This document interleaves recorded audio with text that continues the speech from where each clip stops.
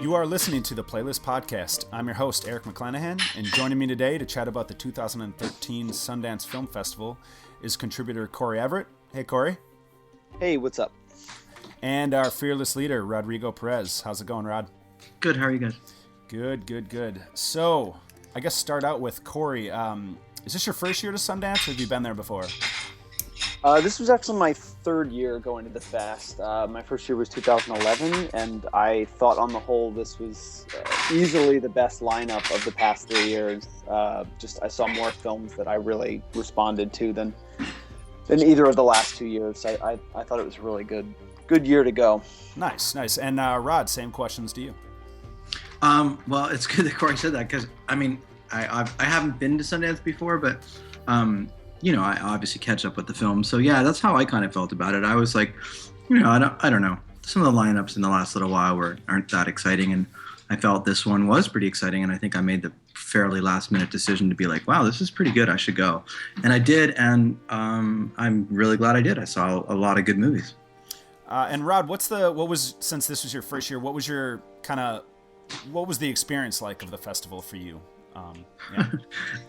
It's a little bit funny just because there's a lot of people that sort of I've heard a lot of horror stories about Sundance. Mm-hmm. So that was sort of my worry going in, that it's really difficult to navigate, and that it's a little full of industry people, and it's one of the more difficult festivals to make your films or get into and things like that. And while all those things are essentially true to some degree, I don't think they were as bad as I thought they were going to be. So I got into everything I wanted to, and it wasn't, I didn't think it was as hectic it is a little on the outset going in, but once you're there, it's pretty navigable, and I liked it.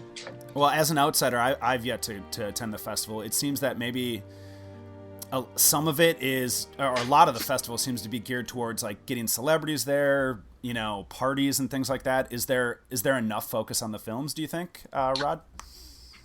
Yeah. Also, being from Toronto, I know that Toronto is way worse for that. Yeah, I've been there. Yeah. It's especially just being from Toronto and knowing the sort of media community voice, it's like all about that. So while I think there is probably a preponderance of just put on to celebrities and that sort of thing, I didn't really go out. I just went to movies. So it seemed very movies focused to me. I'm sure other people's experience, if you go and do other things, it can be about other things in films. But for me, I just saw movies, so yeah, it was a pretty good festival. Because the quality of the films were there, so that's all that really mattered, and so therefore it was good. Yeah, it seems all around this year that there was much more consistent in the quality of films. Like last year, it was kind of Beasts of the Southern Wild took so much, of the attention away from everything else, and it seemed like there just wasn't as many other interesting films. Whereas this year, I felt like I kept reading good reviews coming in from both of you guys. We had a feature that was posted today on the website, on the playlist, on IndieWire, and it was by Oliver Littleton, and it was our Sundance Wrap, and it's the 5 best films of the festival that you can find on the playlist right now. And one of the first ones listed on there, I believe both of you saw and both of you loved, was Ain't Them Bodies Saints. Corey, why don't we kick it off to you and just kind of give me your thoughts on the film.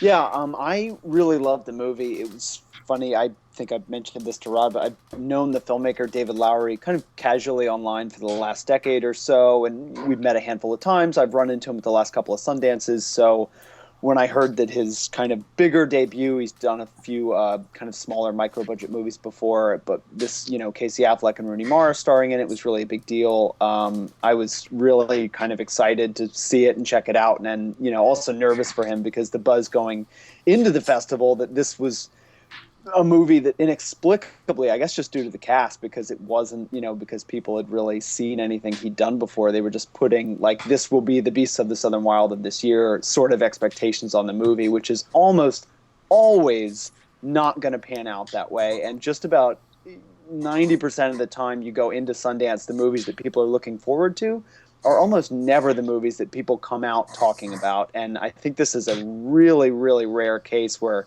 everybody was kind of hoping this would be something great and something different, and then it actually kind of delivered on those expectations, even if it was a little different than people expected.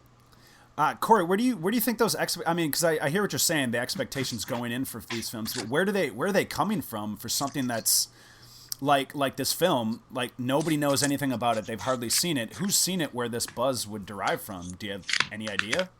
I don't think anybody's seen it, and I think that's why that method of picking movies doesn't often pan out, because people kind of go in. Most years at Sundance, the filmmakers are basically unknown. It's most people's first movies there, so people kind of pick and choose based on who's in the movie, and if they see a lot of recognizable actors, then those inevitably become kind of the more anticipated movies to get into at the start of the fest. So you have things like, My Idiot Brother, the Paul Rudd movie, with a great cast and Zooey Deschanel and everybody's in it. And then at the end of the festival, like, it's a good movie, but, that's not the movie that people are talking about. Generally, it's the movie that comes out of nowhere, the Beasts of the Southern Wilds, things like that people really kind of get excited about, because those are the real discoveries. And the movies that happen to land the bigger stars are rarely the ones that end up being the most memorable. And this was really just kind of goes against that rule, because I did find it to be easily one of the best things I saw at the festival, despite the fact that it was so heavily, hyped and has such a, recognizable cast. It is funny that the hype, because it's like hyped about what? Like, nobody knows out of, some hardcore indie people, not a lot of people know David Lowery's films, but yeah, because of the cast. But I think that's just generally emblematic and a bit indicative of Sundance. There's something about the timing of it. It's the new year. People have just sort of, been really groggy over the holidays, and then this festival starts, and people are just, it's like a time to get excited. And so people really, really do get excited, and expectations always tend to be really high for all the films. But I don't know. I mean, personally, me, I check every expectation at the door at every film. Yeah. Would I ever see, just because I don't buzz and hype, and it has nothing to do with movies. You know what I mean? It's stuff to do with the business of movies and that sort of thing. But I don't know. It's just if you're going into movies thinking about that when you're actually reviewing them or writing about them, I think it tends to be kind of destructive and not really what the movies are about. So I just check it at the door, and I don't really have time for it. All right. So Rod, what is Ain't Them Bodies Saints? What is it about? I guess it's a somewhat familiar outlaw story in the vein of some people called it, Badlands, like Terrence Malick, but it kind of I think the general narrative for these stories is lovers on the run, and I think Lowery tries to subvert that somewhat by making it lovers who are, usually there's a crime that they build up, or they do in the first act, and then they're on the run together. This is lovers the crime happens. This is lovers who are separated. I don't want to give away too much, but they're essentially like separated through most of the picture. Ain't Them Bodies Saints is a story of an outlaw who breaks out of prison and sets out across the Texas countryside to find his wife and the daughter that was born while he was in prison. The movie begins, and this isn't a spoiler, but it begins with them getting caught, because that's usually where the stories end.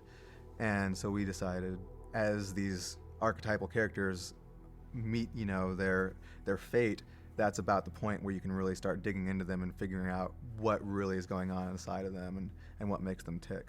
One of the things that I think's that I really responded to and I think is powerful is just sort of like, they don't you don't have even a lot of screen time together, but there's that sense that sense of longing is so powerful in the movie, and it's sort of, I guess, about lovers who've been separated by a crime, and then how they try and reconnect years later. And yeah, I agree with Corey. It's a great film. It's a very moody, slow burner in a kind of people call it Malick, but I think it's much more something like Cormac McCarthy or a old Will Oldham meets like 16 horsepower song, like an old folk ballad that's I don't know if you guys ever heard 16 horsepower, but they're this band, this indie band who did these sort of like gospel rock Americana songs that always built like they were like a bad moon rising or a storm on the horizon that was brewing that would roll into town. And you knew it was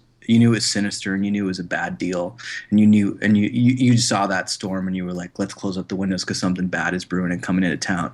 And that's exactly what this movie reminded me of. I agree with everything that Rod's saying. I definitely kind of the first touch points that anyone would think when watching the movie, or if you're trying to get a sense for people who haven't seen it, is I would definitely think Badlands era Terrence Malick and kind of a Bonnie and Clyde type story. But there's definitely a lot of other influences in there as well. I was actually interviewing David the other day, which will run on the site soon, and he was mentioning McCabe and Mrs. Miller by Robert Altman being a big influence on this. And I also thought that the cinematography is really striking. It actually picked up an award. I believe it's Bradford Young. Is that the cinematographer's name? He shot Pariah, and he did this film and one other one at Sundance this year.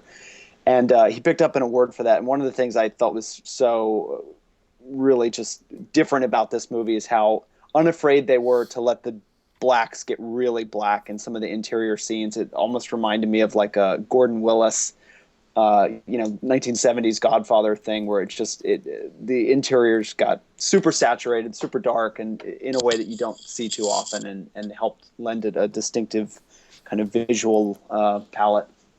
Yeah, nice. Agreed. Well, and you guys are citing, some heavy hitters there when describing the film. Malick, Badlands era, McCabe and Mrs. Miller, and Bonnie and Clyde.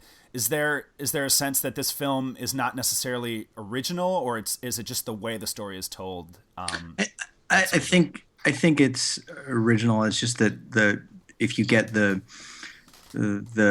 synopsis or like the basic idea, it sounds like pretty familiar, but there's a mood and tone to it that's really, really dark, and it's what kind of makes the movie fresh. That's like, we talked, I guess, Badlands, but have we seen the? I mean, I guess it's familiar, but have you seen like the moody, like dark storm rolling into town kind of version of Badlands? Badlands is, lit very bright. It's poetic. It's beautiful. This has got some of that sun, it's sort of like sun-kissed photography and stuff like that. But there's a lot more mud and dust and grain and texture in this one, and its heart is kind of wounded and black around the edges. Okay. And it's fair to say this is one of, if not the best reviewed films of the festival. And I think what that calls into question is, it was picked up for distribution by IFC, so one of the smaller kind of indie distributors. Mm-hmm. And there's this whole idea of, the buzz and all the noise and everything that comes out of Sundance, and then the reality for when that film comes to theaters and a general audience can see it. I mean, even Beasts of the Southern Wild, which is pretty much an all-around success from last year, didn't exactly, light up the box office. There's still a lot of people who haven't seen that film. One of the coolest things about going to Sundance really is seeing these movies basically completely blind, where there's no poster, there's no trailer. I mean, there's not even a distributor that gives you any sense of what the tone of the movie is going to be. There's really no expectations for it. There's a two sentence synopsis and like one picture to go off of. So you're going in about as blind as you could ever expect for basically anything you're going to see all year. And so one of the interesting things is when you're watching these movies to kind of start to get a sense of, well, is this going to play outside of Sundance? And there's a lot of great movies that don't get seen by a lot of people. And then there's a lot of movies that are, fairly more commercial and you could kind of see taking off. I'll give you an example is that last year, basically, I was at the very first screening of Beasts of the Southern Wild, not to keep bringing up that example, but, I thought, that's a really good movie. I can see it picking up like a solid little following, and that seems absolutely the type of movie that Oscilloscope would pick up. And they are a great indie label, and they have great taste, and they reach a certain audience very well. But I did not at all see it as a Fox Searchlight movie, as a Little Miss Sunshine type. It just didn't I would have never thought that they would have picked that movie up. On the other hand, I saw another movie called Safety Not Guaranteed, which was kind of a really solid, comedy, time travel, little bit of drama in there, Aubrey Plaza starring vehicle with Mark Duplass in it. And I thought, oh, well, that's a Fox Searchlight summer sleeper hit, easily. And then to my surprise, a few days later, I'm standing in line in front of a Fox Searchlight executive who's telling somebody his favorite movie at the festival is Beasts of the Southern Wild. And less than a day later, they'd picked up the movie, and Safety Not Guaranteed went to a much smaller label, ended up not really being a hit. And meanwhile, Fox Searchlight has pushed that movie and people responded to it. So, while it hasn't lit the box office on fire, I think if it's made $10 or $15 million on whatever the budget was, it's a solid success, especially when you look at the Oscars and the fans it's picked up across the industry. I mean, it's really, it can be really surprising. It's basically what I'm saying. Yeah. I guess there's no way to really guess what's going to happen and what's going to turn out with each film. Rod, how about you? I mean, this being your first time at the festival, we've all heard about these, films that are huge in the festival get bought up for an expensive price and don't really perform. We've cited that in a piece recently, another one by Ollie Littleton, 10 Sundance hits, 10 flops. He cited some of the misses like Hamlet 2 and Happy Texas. I don't know. What's your perception of this kind of thing that happens? I have two thoughts on it, I guess. One being that, yes, there is a big disconnect on the sort of signal to noise ratio that comes out of Sundance, especially if you're not there. These films the noise is really crazy, and some of these films get bought for crazy amounts of money, and sometimes, as we've seen in the past, they don't connect. At the same time, I think that stuff is a little bit relative in the way that, like, okay, for Ain't Them Body Saints it may not connect with a bigger audience, and I don't know who else would have bought it, but that just doesn't matter to the film. The film's great, and if there's not a bigger audience for it, that's a shame, but it doesn't affect the quality of the movie. So I'm a little bit torn in between the idea of that, like, but then again, some of these films, I actually kind of like Hamlet too. I think it's a little bit silly, but and enjoyable. But yeah, some of these films. The reality is that the buzz and what comes out the other end is not always syncs up, and I guess at the end of the day, though, really that the only loser there, for the most part, is the film studio. They're the one who forked down an enormous, extraordinary amount of money for something that they had high expectations for and didn't translate. But that's the gamble that everybody does, right? I mean, a lot of films that we all love sometimes don't translate into big audiences, and a lot of things that we think are terrible, you think of January horror films or something like that, do connect really, really well. So, I guess I'm a little, I don't know. It's relative, and at the same time, sure, it's a part of what happens, I guess. I guess when I'm against that idea that yes, there's that signal to noise and doesn't connect, but I guess I'm okay with being like whatever, because if the films are good, like, then that's all that matters. What were the two big purchases this year? I think were Don John's Addiction, the Joseph Gordon-Levitt film, and what, The Way, Way Back? The Way, Way Back was bought for nearly 10, right? Right. And I never saw that one, so Corey saw it. So, but from what I understand, it seems like it's from the writers and the writers of The Descendants, who is their directorial debut.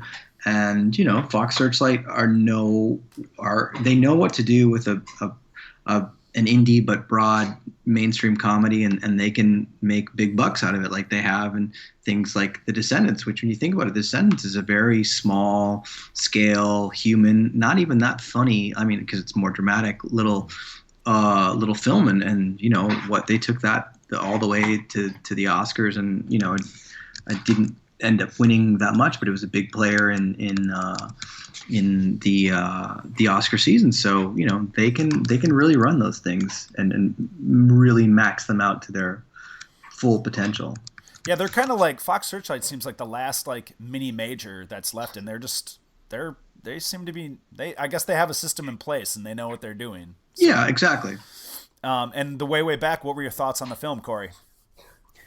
I liked it. I definitely. I mean, again, it was kind of a case where as soon as it's over, you think that's. I mean, that again is a Fox Searchlight movie. That could be a summer sleeper hit. You know, I mean, honestly, I feel like it's not to make the comparison because they are different, but the closest thing to a Little Miss Sunshine as far as a Sundance movie in the past 5 years or so has it being a box office hit. I mean, there hasn't been like a $100 or even $50 million breakout hit from Sundance probably since Little Miss Sunshine, which was, you know, now almost 6 years ago. So yeah. I feel like this is probably the best bet at there being like a decent, you know, moderately, maybe, you know, $50 million hit for them. I don't see it being up for Oscars, but it is a solid little movie. I mean, again, it's very familiar. It's yeah, as Rod said, written by Nat Faxon and Jim Rash, the two guys who wrote the original script for The Descendants before Alexander Payne rewrote it, and it's kind of a coming of age story. It's a quiet kid who goes to his family's beach house for the summer.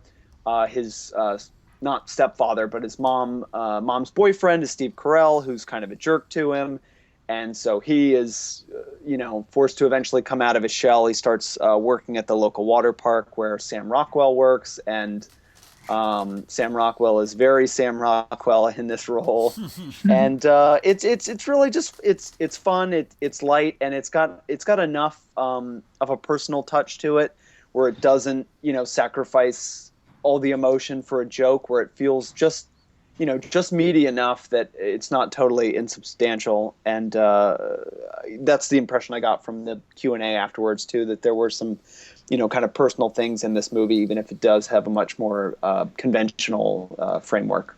Okay. And Don John's Addiction, did both of you see this? Yep. We did. Did that sell for? I can't even remember. I was right in the middle of Sundance, so I don't remember how much it sold for. Was that a big buy? Yeah, I think it was the second largest next to Way Back. Interesting. Yeah, I mean that's interesting because I wouldn't think the appeal is. I mean, it's a terrifically entertaining movie, and it's fun, and it's a good little film.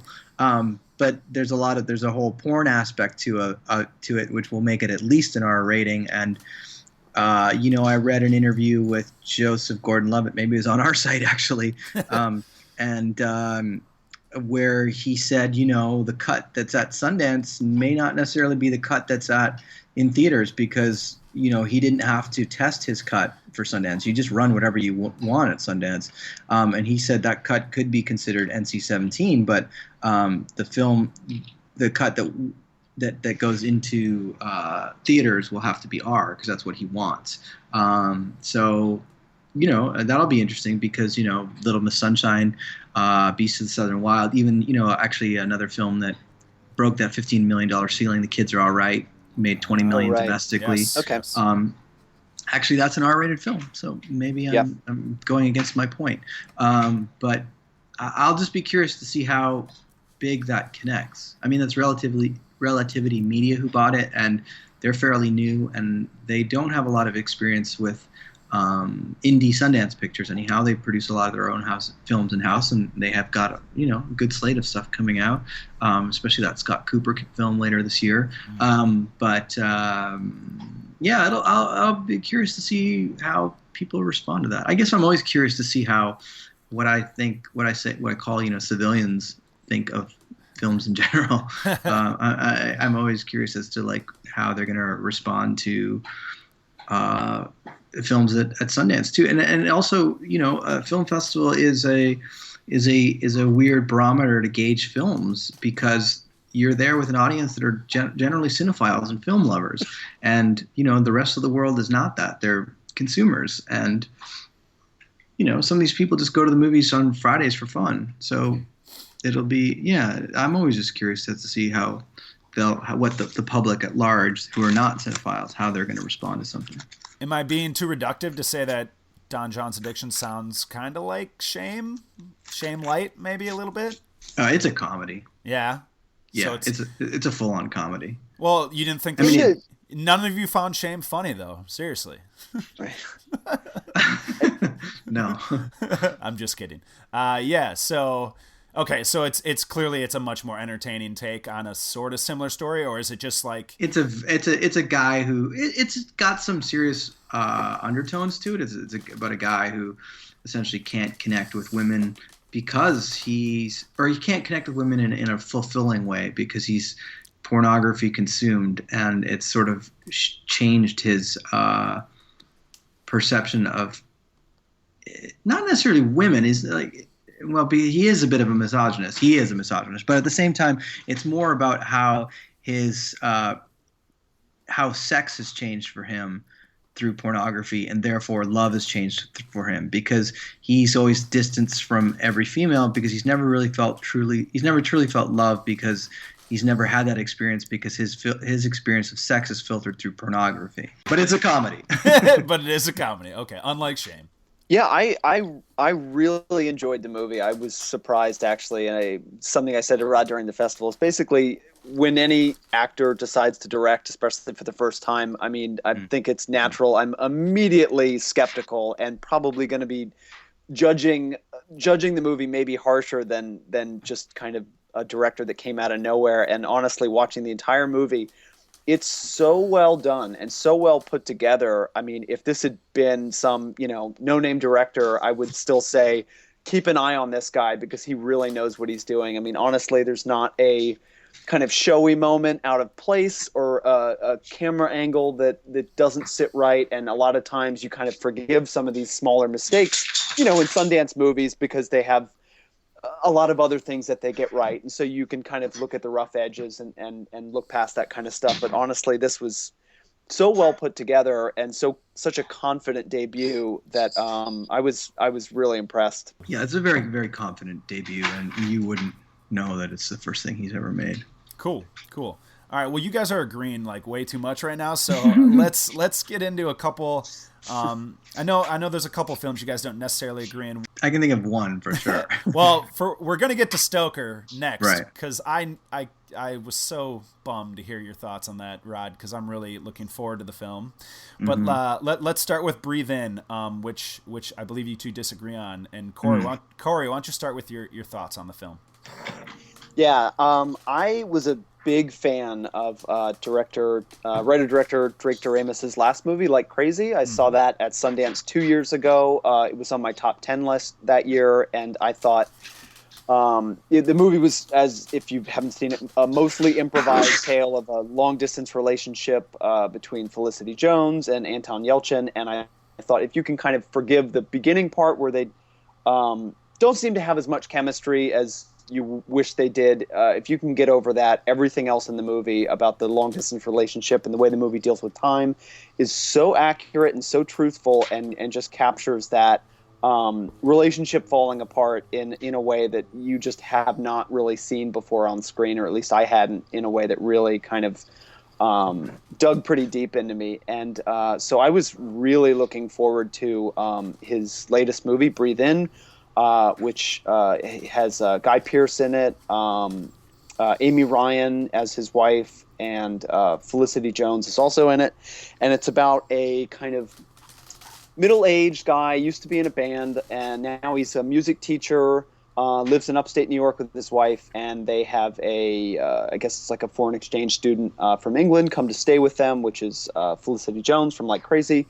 And then you start to see the stirrings of interest, and I just thought it became just the one millionth midlife crisis kind of infidelity drama. And the most disappointing thing is I just felt like it had really nothing new to add to that, and it was just so kind of by the numbers. I was surprised at how long they were drawing things out that seemed, inevitable for anyone who's.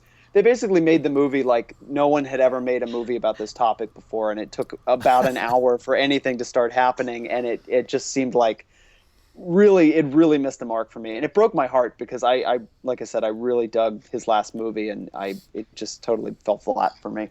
Well, yeah, I guess. I mean, the way Drake makes his movies is like, I personally think smart in that way that, yeah, he didn't really think about that. Yeah, maybe some people have seen this movie before and they know where like this sort of infidelity story is going, but they spend a lot of time with like, working the emotional truths of these characters in this story and where they're going. And that's where the movie really, really works for me, because Guy Pearce is fantastic in it. Amy Ryan is fantastic in it. Felicity Jones, the actors are so good, and the mood and the tone is so specific, and it's so like, it's like a moody, sad, melancholic sonnet, and yeah, maybe it's the tragic element of it, or where it's heading, is we all know that, but that's okay. I mean, a lot of stories, Shakespeare, whatever, Greek tragedies, we know where they're heading, but it's not about where they're heading. It's the journey to get there. And so in that sense, I thought it was quite good. I mean, I will concede that there's the last, not even the last act, but there's sort of a crescendo that happens of all these things, and it's a little predictable, or I guess, or you really feel like you know where it's going. But even then, like, the movie doesn't end on. I don't want to give away too much of it, but it's not like it's not as predictable as it could be. And there's just some great performances in it. The performances really sell it. Drake is amazing at capturing mood and tone, and sort of like this really naturalistic. The way he just captures the actors in their element. I don't know. I really responded to it, but I recognize it's not perfect, but I still really, really liked it. I can't argue with what he's saying. I mean, it does have a mood to it. I mean, the same as the last movie. I get he's trying to make movies in this style. It just really fell flat for me, and just the longer it went on, I just started to really check out. And I was surprised, actually, because there was some unintentional laughter in the theater, and I was surprised that Rod was so into it as he was, because I had leaned over a few times to go, make a snide remark of some kind to let him know that I was not into it, and I was surprised. The laughter, though, the laughter was definitely that kind of like uncomfortable laughter that happens because there's a lot of uncomfortable situations that happen in that movie, and the movie's not about the plot; it's about the interactions with the characters, where they go, the moods. And some of the stuff, like the longing and the heartache and this sort of like love that they know they can't do, the fact that they're so, they have these barriers there, is so just heart crushing sometimes. It's so like everyone's can't get really what they want, but they also desperately want it, and I found that to be quite moving. But the laughter, to me, yeah, I just felt it's a pretty uncomfortable movie in spots, especially near the end where the things get ugly, and so I felt like the laughter was was like an uncomfortable laughter where people don't know what to do in those situations, so they laugh, and I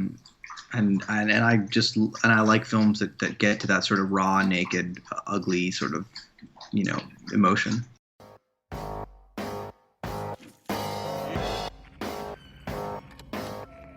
Come and say hello to your Uncle Charlie. What do you want from me? To be friends. We don't need to be friends. We're family. Maybe we could talk about you living here with Charlie like this.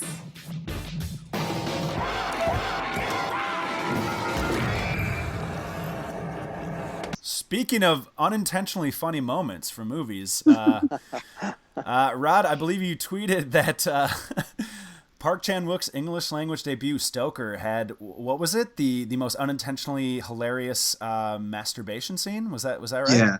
Yeah, that's pretty much it. That's what it was to me. I almost burst out laughing, but I people seem to not find it as funny as I did, so I like covered my mouth. But I found that movie just to be. I put it this way: if Park Chan-wook wouldn't have directed it, you would have had this thriller with a bunch of stars in it that people would have just responded to differently. I think it's just I felt it was kind of like a kind of cheesy, kind of corny Cinemax thriller that about family.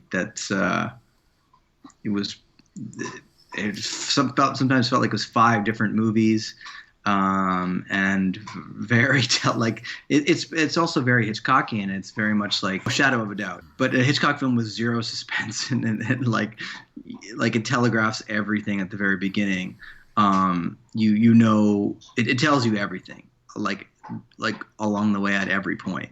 Well, and it sounds, I think I read a review of it somewhere, and it was another negative review. It wasn't yours, Rod, but they mentioned that it was kind of the worst of, imagine like the worst kind of Brian De Palma film. Yeah, that's a good way of putting it. And that definitely gives me pause, because De Palma has his moments, but there are times where I just can't stand the things he does in his films.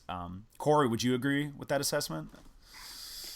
I was surprised at how much I actually enjoyed myself during this movie, because Rod had kind of warned me. I think I saw it the 9 a.m. the morning after it had premiered, and I heard some very mixed things, and Rod had said some very negative things, and so I really went in with very low expectations and was surprised at how much I enjoyed myself. I will totally agree that the screenplay is kind of a mess, particularly maybe 30 or 40 minutes in. It takes a turn where it just gets kind of ridiculous, and it doesn't even make sense pretty much from there to the end. And yet, I mean, honestly, just to look at the movie and listen to it, and the sound, the score by Clint Mansell, and the production design and the costumes and the cinematography, I mean, honestly, just as a audio visual experience, I was surprisingly okay with the dopey script just to watch it. I thought it was really entertaining. I don't know how it's going to be received in a wider context, because it is super weird. But I also thought it was one of those movies that could have easily taken a turn into camp. And I think the fact that it kind of stands right on that line. No, I mean, I thought this could have been just laughed out of the theater, and I thought, I mean, it's definitely heightened and it's definitely exaggerated, but it just didn't have that ring of awful that I was maybe preparing myself for. Here's my prediction. While it did get, I would say generally it got fairly decent decent to good reviews at Sundance, but you wait till I don't know, someone like a Richard Corliss or Kenneth Turan. I think when it gets in the hands of A.O. Scott and people like that, I think they're going to be a lot less favorable. Park Chan-wook always kind of vacillates between deadly serious and the kind of heightened melodrama you're sort of describing, and his films can be silly and sort of walk that line. They can be, but they can also be incredibly fun and incredibly enjoyable. Yeah. I felt this was kind of like lifeless, and speaking of De Palma, Passion, his last one, that's a movie that's like, there's a certain level of it's so ridiculous that it's funny and enjoyable. So I get that, because some of Passion does that for me. But I did not find that in this. I feel like aesthetically, yes, it's beautiful, but is that enough to warrant a good movie? I also think the aesthetics are like on mescaline or something. They're like, they go into the basement, and it's a basement that might as well be from Saw. Nicole Kidman's bedroom, which is like David Lynch's Red Room, they have nothing to do with one another. They're just like all over the map. It's like it's like, basically to me, it was styled to the point of like death. It was like completely clinical and completely soulless. I wonder if it was an issue too of working with English actors. I believe Park Chan-wook does not speak English, and if he does, very minimally. No, he doesn't.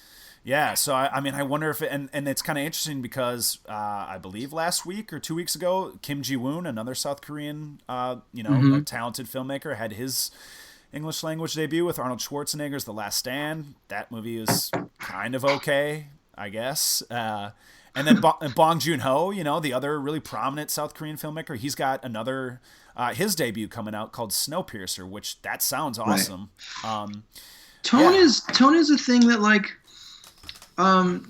sometimes it's not necessarily much the director, but sometimes it's a language thing where certain things you can get away with in another language and they'll seem like voiceover, for example. Voiceover to us as Americans or North Americans, a lot of times voiceover is really corny and really on the nose and horrible, but voiceover in another language I find it can be extremely poetic sometimes. You know what I mean? I mean, I guess if you would think that if you reversed it, you might think might not be, but the fact is that it is, because there's sort of an enigmatic quality to it because it's in another language. So it's maybe things like that tonally didn't work for me. I just thought it was absurd, and I don't know, the Matthew Good character is just so silly and so there's no suspense. They tell you exactly what happens really, really early on, and not only that, they do these things where the audience knows who the antagonist is, the main character knows who the antagonist is, and nobody does anything about it.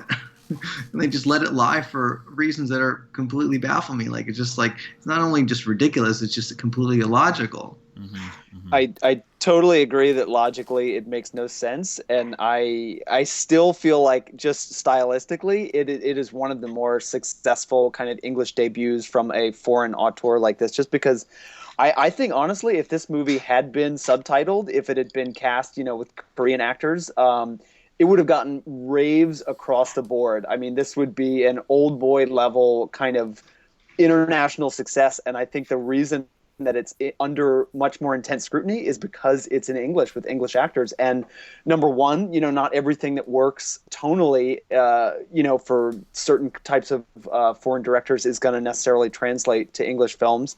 And number two, I think people just generally feel somehow when they're reading subtitles, they're watching a smarter movie, so they can watch a lot of Asian stuff that doesn't necessarily make any more sense, if it's genre stuff or whatever it is. And they're giving it this pass. I mean, honestly, Old Boy, I liked a lot of the movie, but I just thought the kind of last act of that just was it would have been laughed out of the theater if it had been in English, the same movie. So we'll see what Spike Lee does with it. But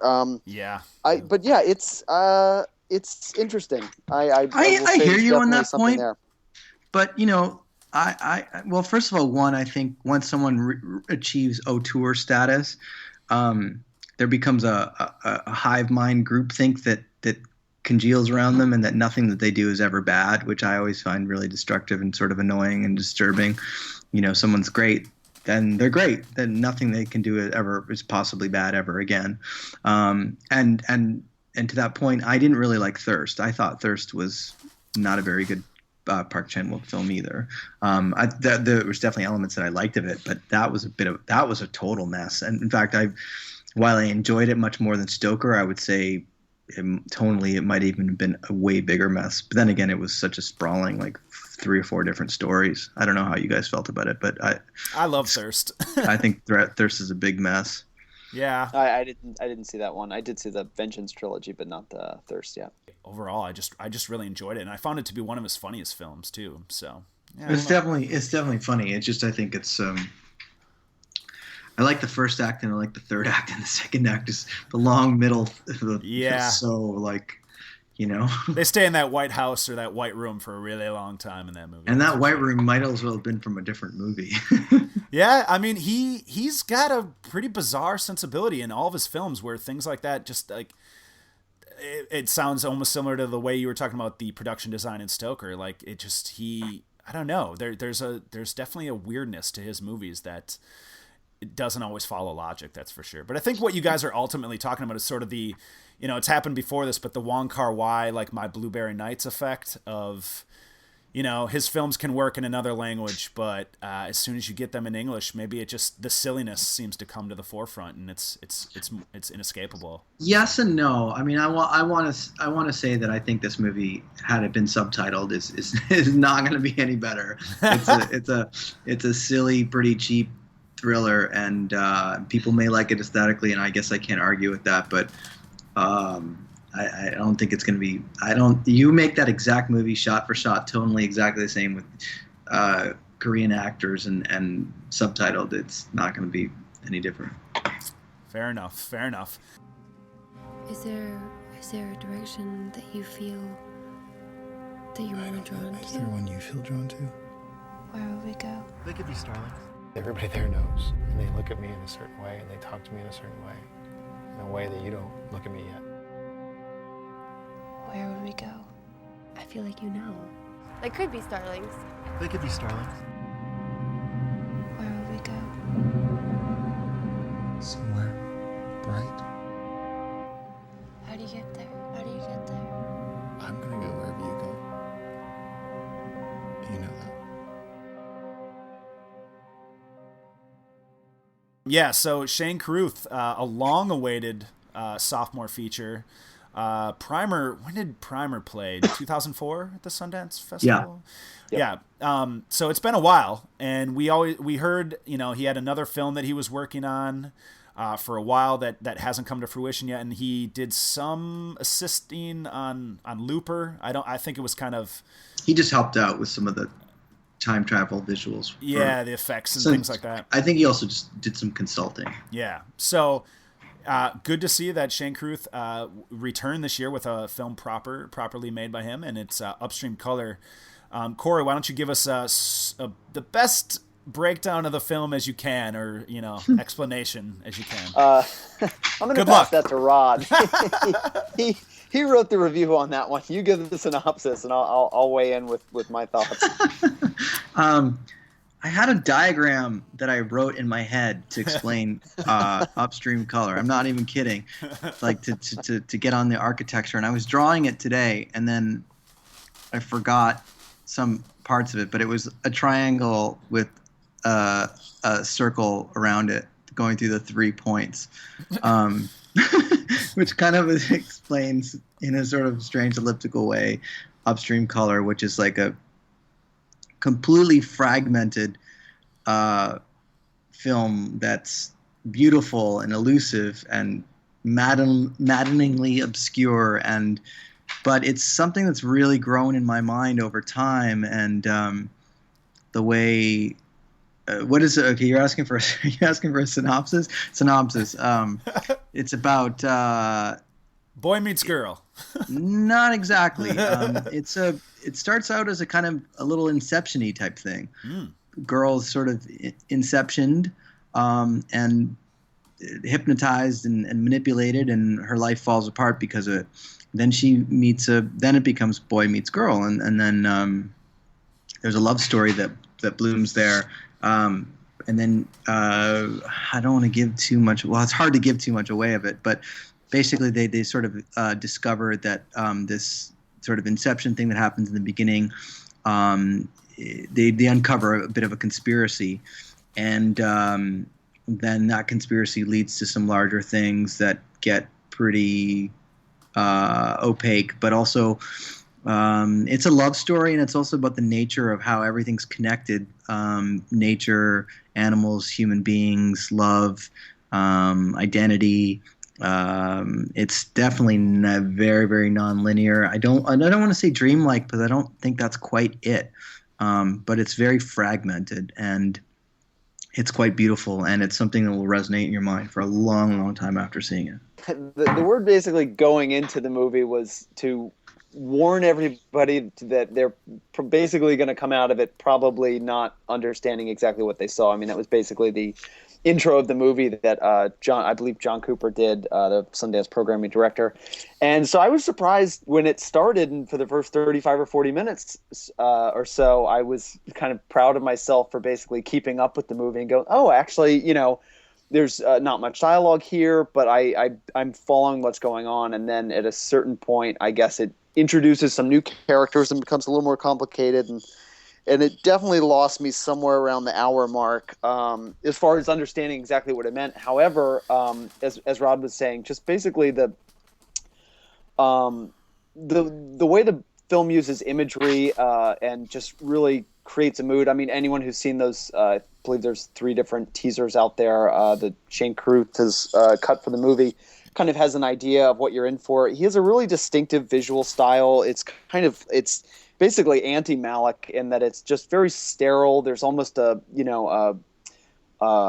kind of a dull sheen over everything, but the way the film is kind of edited and put together is really hypnotic, and it seems like something I'm not necessarily this isn't necessarily like my type of movie, but I was never bored, and it never lost me to the point where it frustrated me. It made me think, screw this movie. I was definitely with it through the end, even as it kind of left me in the dust a little bit. And I think that's okay, though. I think a lot of people were left in the dust. I don't think there's not one person in that theater who saw that movie goes that I completely understand what it's about. If you're going into that movie to being like, if I did or didn't understand it, then you're doing it wrong. That's not what that movie's about.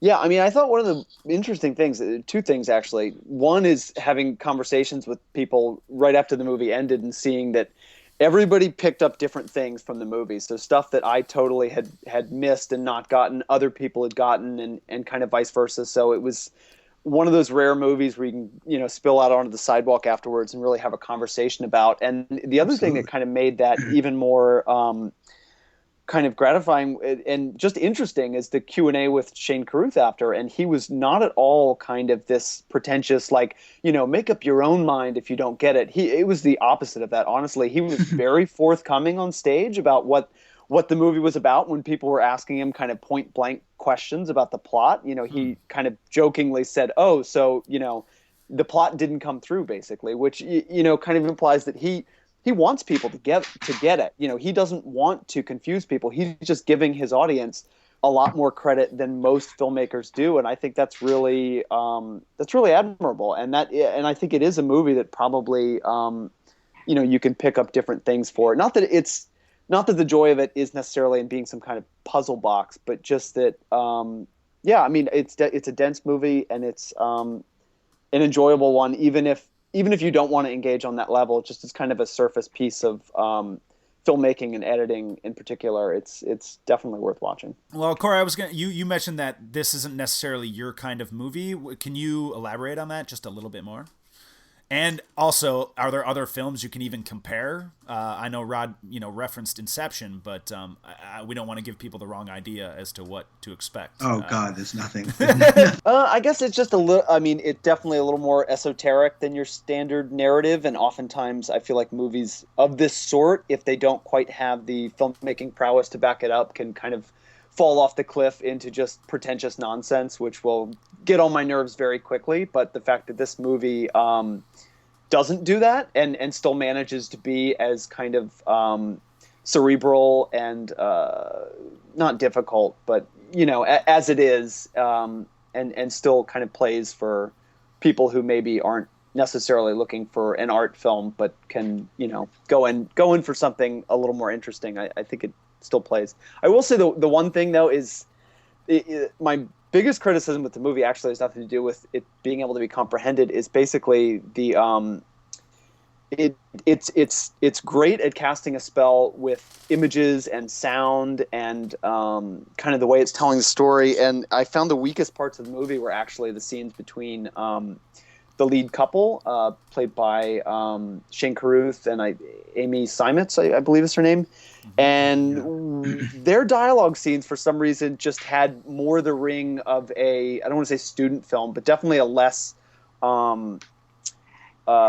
just a less sure production than the rest of it. And it seemed to, I mean, there's not a lot of dialogue, so it doesn't sink the movie by any means, but it definitely found those to be not of the same caliber of filmmaking as the rest of it, which was really pretty impeccable filmmaking. Was the one of the things I remember so well about Primer is the dialogue was so specific and just heavy on jargon that Yeah, no, it's different than that. Okay. Dialogue.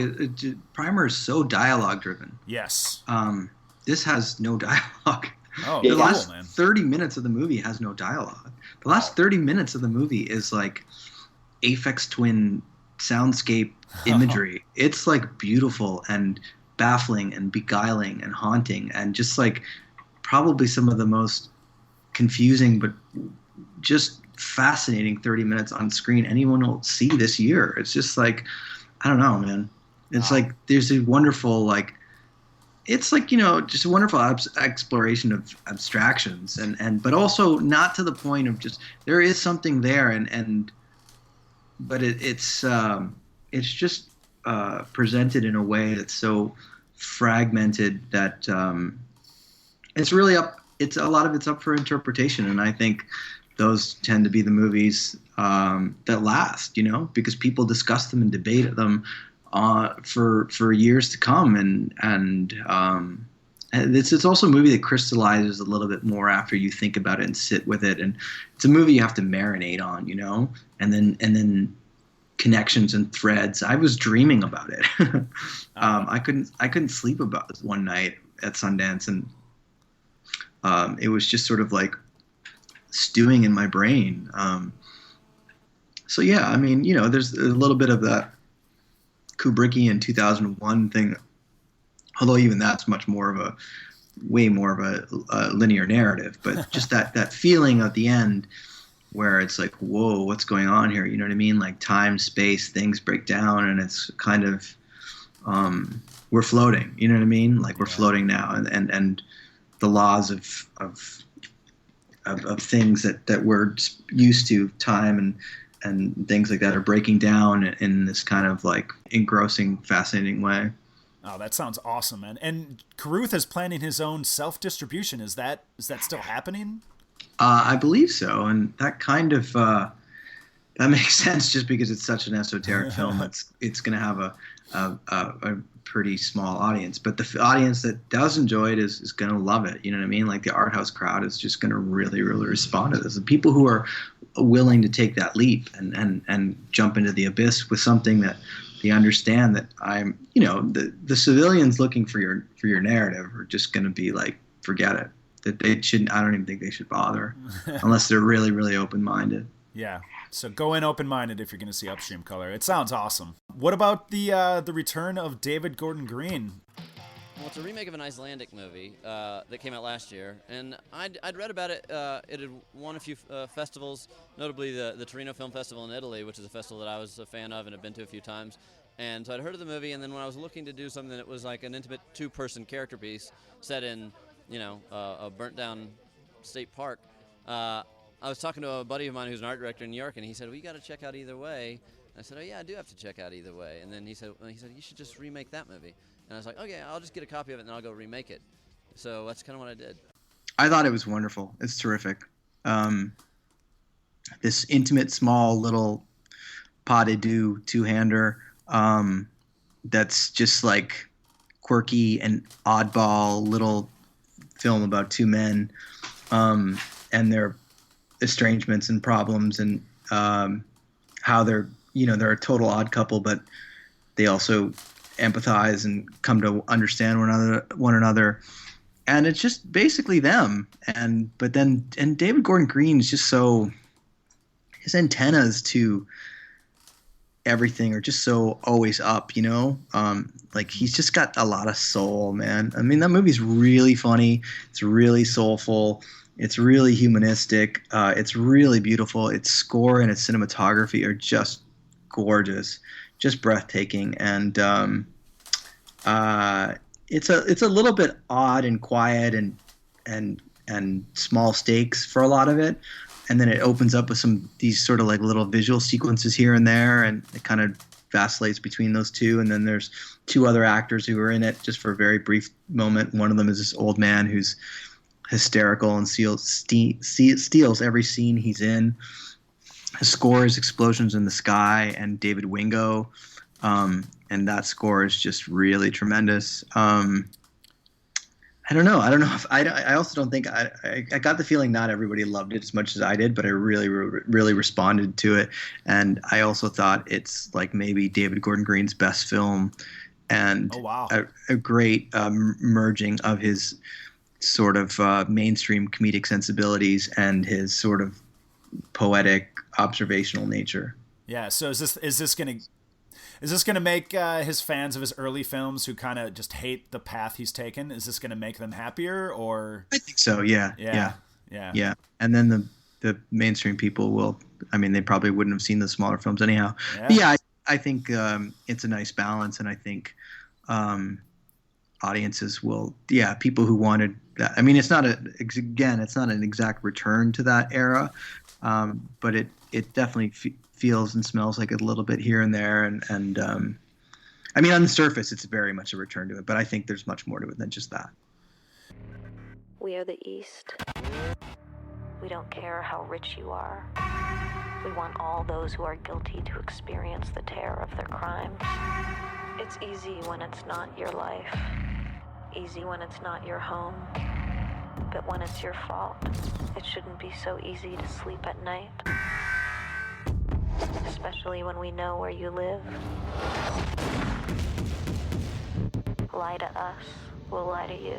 The East is the kind of follow-up to Britt Marling and the director Zal Batmanglij. I think I'm pronouncing that correctly. Yep. Yeah, it's their follow-up to Sound of My Voice, which I felt I was a little disappointed by the time I got to it, and maybe that was an expectations thing based off of what I had heard. I felt like that film, Sound of My Voice, had deliberate pieces missing to it, almost to propel it to a sequel that I don't know if it's ever coming. So I just kind of was baffled by the film. Really? You thought that? Yeah, I did, man. Yeah. I was a big fan of Sound of My Voice, actually. That was one of the movies that I missed at Sundance 2 years ago, but caught up with at a screening, I believe last year before it came out, and was really pleasantly surprised by it. And I thought for whatever the minuscule budget they had to work with, there was a lot of style there, and you just got a strong sense of the filmmaker and particularly of his and Britt Marling's voice as screenwriters, which I thought was really interesting and distinctive. So I was very looking forward to The East, which is a much bigger scale movie, and I believe it's produced by Tony and Ridley Scott. They're Scott-free productions, and it's kind of taking what they did last time with Sound of My Voice and building on it to be a little more of a traditional thriller, but still very much a companion piece, I thought, to that movie. There were a lot of motifs in that earlier movie that if you enjoyed what they were putting down, there's a lot of that in this movie as well. In this, Britt Marling plays this woman who works for this private intelligence firm, basically, who goes undercover with this group of kind of eco-terrorists who are out there basically fighting back against corporations who are, destroying their environment, including the earth and oil companies and people who are corrupt, and they're kind of doing these large scale stunts to kind of strike back at them. And so she goes undercover with this group who are called the East, and they have a charismatic leader played by Alexander Skarsgård from True Blood. Most people know him, and Ellen Page is a member, and so it's kind of a motley crew of people. And so she basically, kind of breaks her way into this group, and then, has the moral crisis of kind of which side is she really on? And there's some interesting twists in the movie. And it's solidly entertaining. I'll be really interested to see if this gets a wider audience. I know that Fox Searchlight is putting it out, and it had a comparatively much bigger budget to Sound of My Voice, although still pretty small probably compared to most movies. But I really enjoyed it. Sound of My Voice, by the way, was also Fox Searchlight. Yeah. And you know how much that movie made? It made nothing. Like hardly. $408,000 domestically. Yeesh. They also picked up her 400,000. Sorry. But oh man. Still, like, not even $500,000. Which is, not a slight on them, but just neither on Fox Searchlight or on the film, which I liked a lot, but it just I think that's a good example of like a film that gets a lot of buzz and doesn't from Sundance and doesn't necessarily translate, unfortunately. Well, I mean, the same thing kind of happened to the other film she put out that year too, Another Earth, whereas like quite a lot of buzz coming out of Sundance, and it just did okay, I think. I did actually better. Yeah. But it was also Fox or Slate. Yeah, yeah. So they're still Yeah. betting on her at least. Yeah. Yeah, I she's like talented, that. I think for that's sure. commendable. I mean, they basically just decided they wanted to be in, the Brit Marling business, and so, to put out her first 2 movies and bankroll the next one, I think is, that's really respectable. Yeah, and it is smart. Rod, I believe you said she's talented, and I agree. She's Let's not definitely forget Zal too. He's very talented as well. Sure. Yeah. And it is exciting to see what they will do next, and it's cool that they're kind of, they're creating these projects themselves and, getting them out there. Yeah. My only issue with the movie is it does get a little bit silly at times. Like, you really kind of want to dive in with both feet and just believe everything that's happening, but there is some of the dialogue definitely goes a little bit over the top, but those nitpicks aside, I think you could still really have fun with it, and it's definitely a big leap for Zal as a filmmaker, who I'm definitely still a fan of. Cool. Show me your world, Chris. Well, I thought we'd start with Christ's Tram Museum. Great. Dear Mum, Yorkshire is lovely, not that you said at all. They can smile, and they do sell my pasta sauce. The caravan bed is quite short, but Chris is a sensitive lover. Hope you can be happy for me. Love, Tina. Yeah, good girl. You are going to pick that up? I didn't do that. If you don't pick up this excrement immediately, then I'm going to have to inform the National Trust. Report that to the National Trust, mate. I don't want this to ruin our holiday. Get in. Never thought about murdering innocent people before. He's not a person, Tina. He's a Daily Mail reader. Say one word and it's... I get it, it's just thinking outside the box.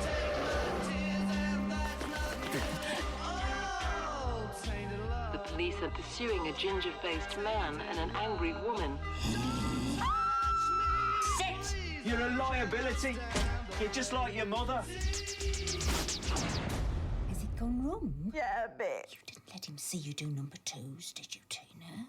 So, Sightseers is the new movie from Ben Wheatley, who directed Kill List a year or 2 back, which was a just insane kind of genre-busting, kind of a thriller, kind of a horror movie, kind of a British crime drama, and just one of my absolute favorite movies of that year. I mean, it was on my top 10 list, so I was...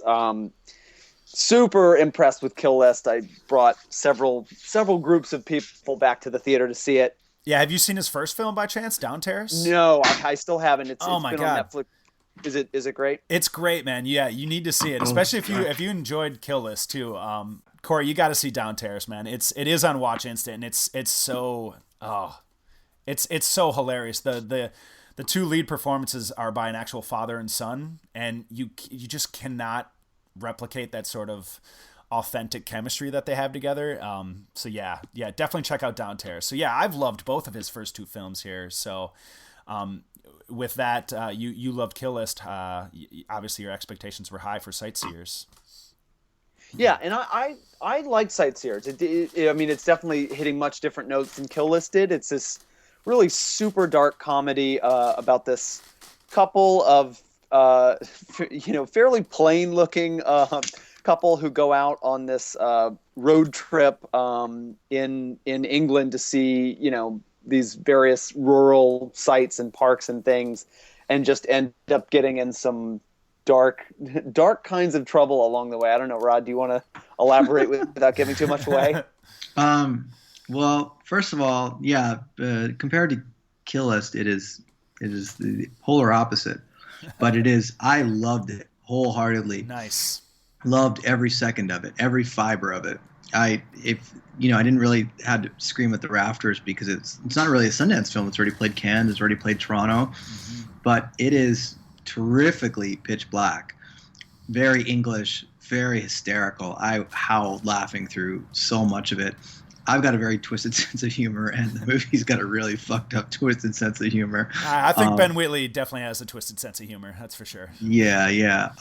And it's just it's a love story. It's a very fucked up, dark love story about two people who go on the road on a road trip and discover a lot more about each other, sort of dark secrets and about one another, and but discover that they love each other just as much anyhow, and they get into some pretty crazy mayhem, and it gets darker and darker and more ridiculous, but in a very, very it's just really fucking funny, man. It's really enjoyable. I can't recommend it enough. Oh, that's great. That's great. And I mean, he's like more prolific than Woody Allen right now. Like the guy seems He's like, insane. Yeah, and it's so exciting that he's getting traction with every film, and he seems like his budgets are getting bigger here and there. And I really just think, yeah, he is an exciting new fresh voice, and I really like that. He shoots digitally, and he kind of embraces the look of digital. He doesn't try to like mimic the look of film like a lot of filmmakers do. You know, he doesn't get lost in that. He kind of embraces the look, the low budget look that he gets with his digital cameras. And I really appreciate that because it has its own nice aesthetic to it that really works. So that is great to hear. I cannot wait to see Sightseers. Yeah, he's one of the most exciting people coming out of the UK right now. He seemingly can do it all, and he's like an exciting like Nicholas Winding Refn like talent that I don't know if people have put him on the same par because his films aren't necessarily as cool. Like there's nothing cool about Sightseers, but that's okay. It's fucking just as good as any film that's desperately trying to put off an air of cool. That's great, man. Yeah. How about I know both of you saw the return of Richard Linklater, Ethan Hawke, and Julie Delpy. And Rod, I thought your review was really interesting about this. It almost seemed like you were kind of wrestling with how much you liked the film because of how harsh some of especially the kind of final third, I think you talked about in your review. Yeah. I think, it's just interesting. I think both Corey and I, from, I can't say compared to everybody, but, every review that I saw was just like very glowing. Everybody was just like, this is the best one of the trilogy. I heard some people call it a masterpiece, and people were, really, really loving it. And both Corey and I, when we spoke to each other afterwards, we were like, that was good, but man, that was like challenging and emotionally brutal and harsh. And I think on some level it affected our enjoyment of the film. Because there's some real, it's like the real version of This Is 40, like, the ugly, the real ugly version of This Is 40, where it gets into some stuff that's pretty nasty and pretty, but also very realistic. Maybe people just, I just, the sense that I got is I just saw raves, and maybe if I looked deeper into their text, there would be some texture about that sort of stuff. But yeah, it's good, but it's hard to say it's as enjoyable as the others because that last third is some like kind of like tough love kind of thing. You know what I mean? It's really dark and it's kind of almost even troubling at times. Did you not expect the film to go that way, just based off of kind of the lighter tone that the last two films have had? Because Before Sunset, while fairly light, does deal with the sort of these characters are getting older, and there's a sort of sadness and maybe not a desperation, but they acknowledge a lot of the ideas of getting older in that film.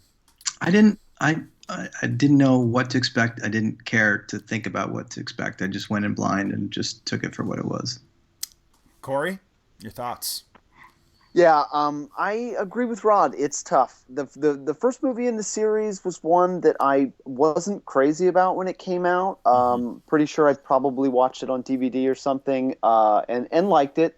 But, it's one of those super talky Linklater things where he's just going to spew about, just countless topics. And it's one of those things that reminds me a little bit of like, what you would talk about in college, or what people maybe would talk about in college that you would be forced to listen to, just these sorts of people. And sometimes it works, and there's definitely some great stuff in the movie, but sometimes it could be a little much. Before Sunset, however, I think is nearly a perfect movie, and just basically takes everything that was kind of theoretical and what's life going to be, and we're young and naive, and just said it in such a just real and yearning and regret, and all of their conversations just were suddenly just completely just meaningful, and no longer about kind of just I just keep describing it as basically like college student conversations. It's very youthful and naive. But right, exactly. Yeah. And I mean, and that's what makes the first movie work better in retrospect. Yeah. Is seeing where the series goes, and then seeing it as act one of this story of these two people's lives. So, but regardless, I think 2 is just a perfect movie, and so joyous, and the way that it ends is so perfect, and mysterious, and sexy, and all of that. So, not knowing what to expect, where these characters would be, what I was walking into in this, I have to admit I was definitely a little disappointed, particularly in the first hour of the movie. I mean, it takes kind of a while to get into the meat of what I felt the movie was really about. And one of the other things that kind of made it stand out is there's a handful of supporting characters who get screen time.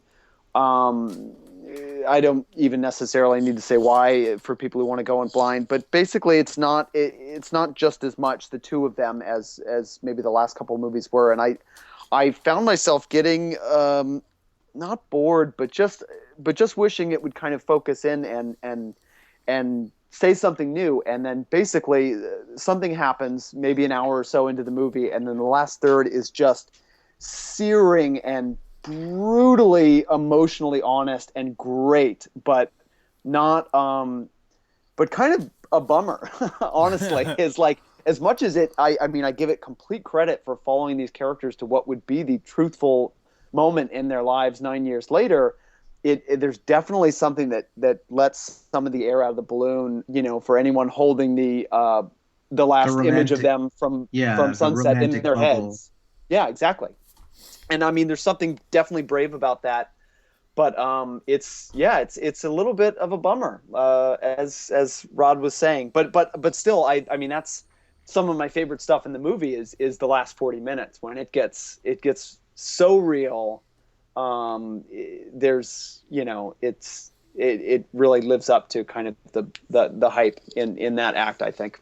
I like the first act. I think it really orients you to these people and where they're live. You have to get reoriented to where these people are now. It's 9 years later, and you have to become adjusted to where they are, who they are, and where they are emotionally and psychologically. So the film, without getting into, gives you all that information through dialogue, but without through exposition. It's just sort of natural.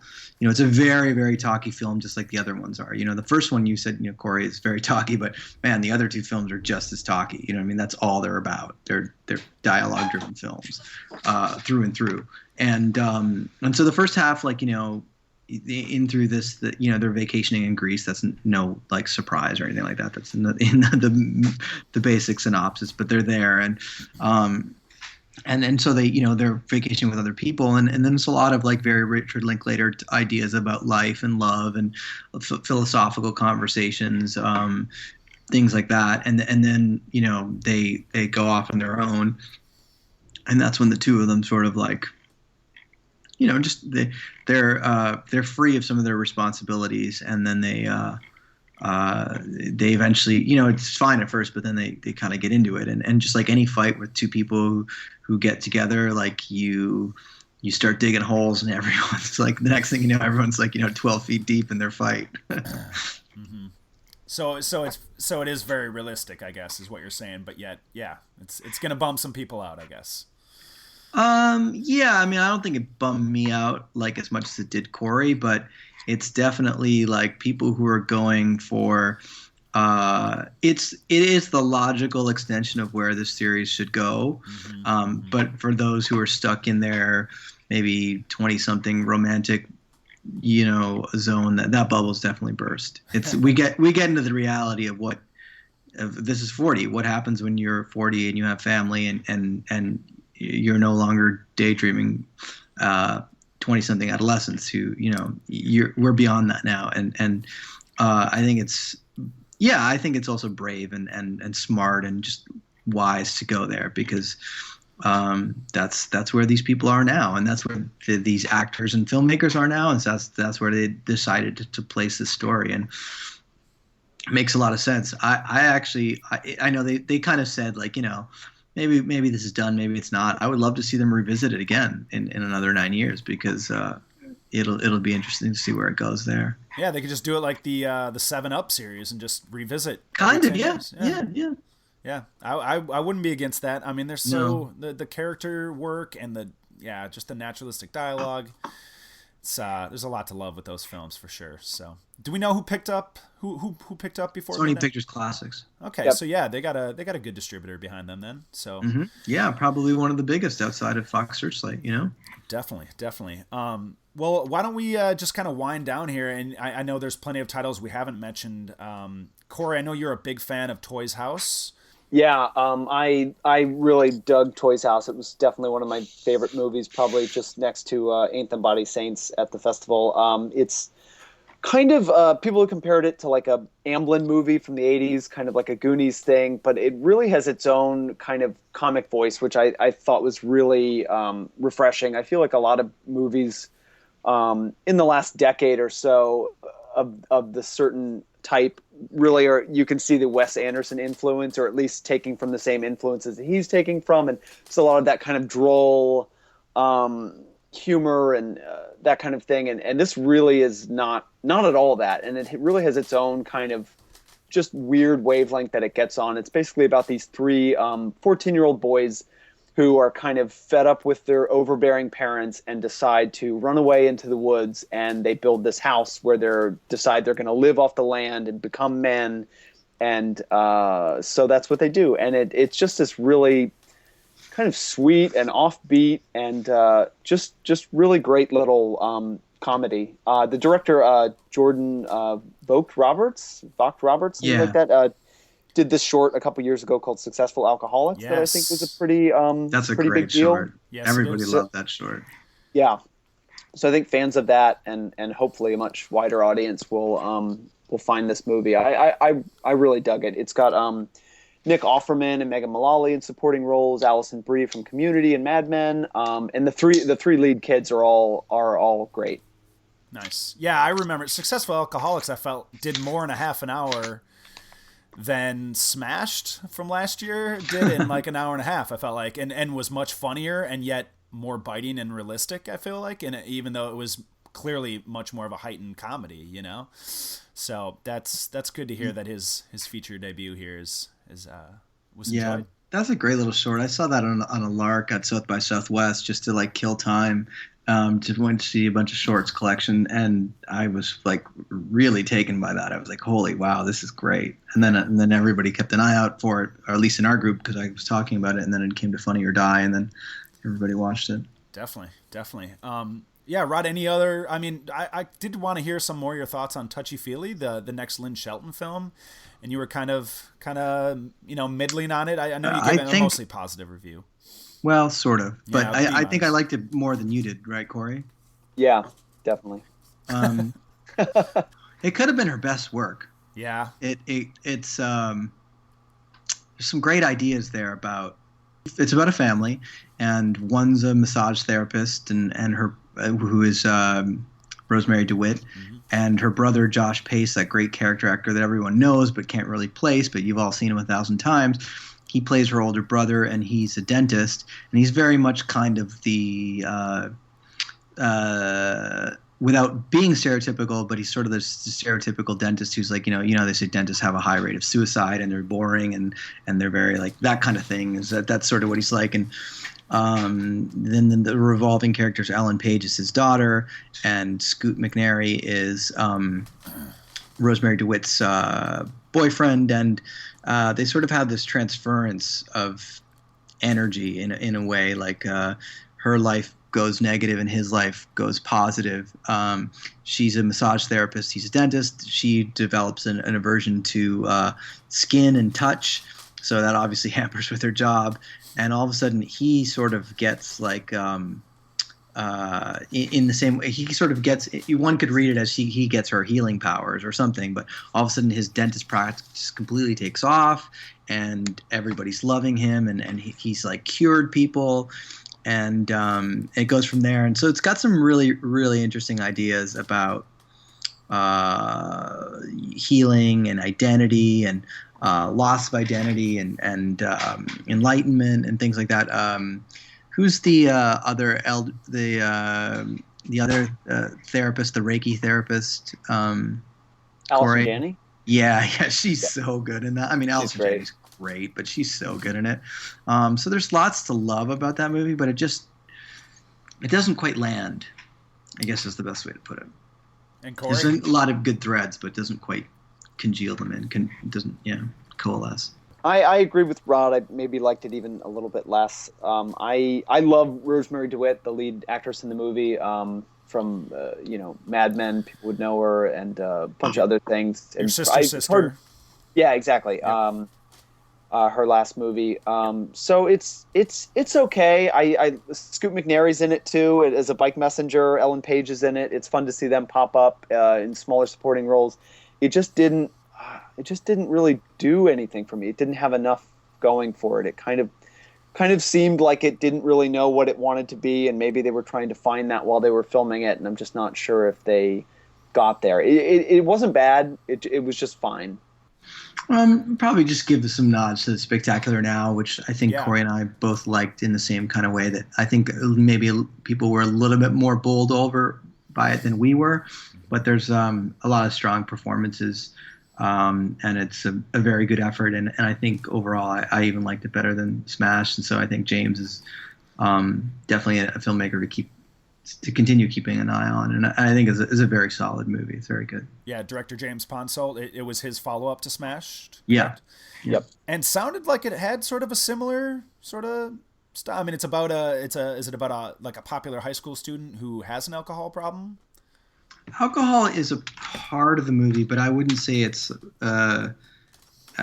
more like it's there, but I don't know if it's as like, whereas it's Smashed is a very, integral part of Smashed. I think here it's more in the texture of, in high school we all drank, and we all drank a lot and got drunk, which I think is pretty normal for teenagers. Maybe the only reason we haven't talked about it as much, just because that seems to be one of the movies that got definitely the most kind of praise coming out of the festival, and I don't have much to add. I mean, it's great performances. I actually loved James Ponsoldt's last movie, Smashed, and maybe I but prefer that one, just a slight edge over this one, but it's got great performances. Miles Teller is, clearly going to be a much bigger deal after this movie. He's really great in it, and it's got good supporting performances from Brie Larson, Kyle Chandler from Friday Night Lights, who it's always great whenever he pops up in anything. Jennifer Jason Leigh shows up kind of briefly, and everybody's good. It's a really great kind of little more realistic kind of teen coming of age movie than maybe people are going to be used to. It definitely definitely a little more grounded than like something 500 Days of Summer, which the screenwriters wrote that as well. But it's a whole different style of movie completely. So. Yeah, I'll be curious to see how people react to it, because it's a much more sobering and serious look at teenage life than your average like 500 Days of Summer, which is romantic and but also illusory and kind of and heightened and kind of fantastical. Nice. Well, yeah. An hour and a half of talking about Sundance, and we haven't even discussed the film that won the Grand Jury Prize, Fruitvale, which I don't think any of us saw. We didn't even have a review up, did we? Nope, we all missed that. I mean, there's a lot, Sundance is Sundance. It's hard. I was only there for 4 days, so I jammed in as many movies as I could, but there's still lots of stuff I would have loved to see. Now, that I think it's Blue Capri sounded really good. I missed that. I missed Fruitvale. Corey saw Afternoon Delight, which sounds really good. I missed that. Catherine Hahn's a really good up-and-coming comedic actress who doesn't really get her due, who sounds like she did in that movie. Oh, she's amazing in the movie. And I've been reading around a little bit, and I'm surprised to see some of the reviews are are not nearly as head over heels for it as I was. I mean, looking at the Hollywood Reporter, they call it like an off-putting comedy, and calling the character self-absorbed. It feels almost like a little bit of reverse sexism, where in the movie where the middle-aged guy is kind of listless, he's allowed to kind of have that experience, but when it's woman, I think people feel differently about it, and that's been interesting to see that reaction, because I love the movie. It was a total surprise, just because the movie's basically about this Silver Lake couple, well-to-do, young 30s, have a young child, and a little bit bored with their sex life, so they go to a strip club one night to spice it up, and then they end up bringing home this stripper to live with them. And that sounds like a very broad premise, and that's basically what I expected walking into the movie, just from reading the synopsis. And I was really surprised at how just emotionally on point and textured it was, and funny, but not in a broad way. And it was really one of the best movies I saw at Sundance. Oh, that's great. That's great to hear. And then, yeah, I'm looking forward to that. Yeah, I mean, I think the fact that you guys weren't even able to see some of these other films that were praised so highly, like Fruitvale, it just shows what a strong year it must have been at Sundance. Yeah, I get having never been there before. I do still get the sense that it was probably one of the best years in a long time. That there was a lot of good material, and I can probably think of like 15 films that I still didn't see that I'd like to catch up on. I'd love to see the Lake Bell movie. I'm very curious about. Crystal Fairy? Which Corey, you liked quite a bit, right? Yeah, that was another one. I went in with no expectations and really loved it. Yeah, Sebastian Silva, yeah. I'm very curious about that. Michael Cera come back. Yeah. Sounds like there's. I mean, I caught one documentary, so I think there's still like, Concussion sounds really good. So, in a way, I'm bummed that I missed stuff, but I also feel like I have lots more to look forward to this year, which is good. I feel like that I could see another 15 to 20 films from Sundance that are probably really good. So yeah, definitely. That definitely seems to be the thing with Sundance, is a lot of the strong films do eventually make their way to theaters. So I think everybody out there should just keep their eye on the ones listed here. And if there's any titles you're curious about that we didn't discuss, you should definitely look at our Sundance coverage over at Playlist on IndieWire.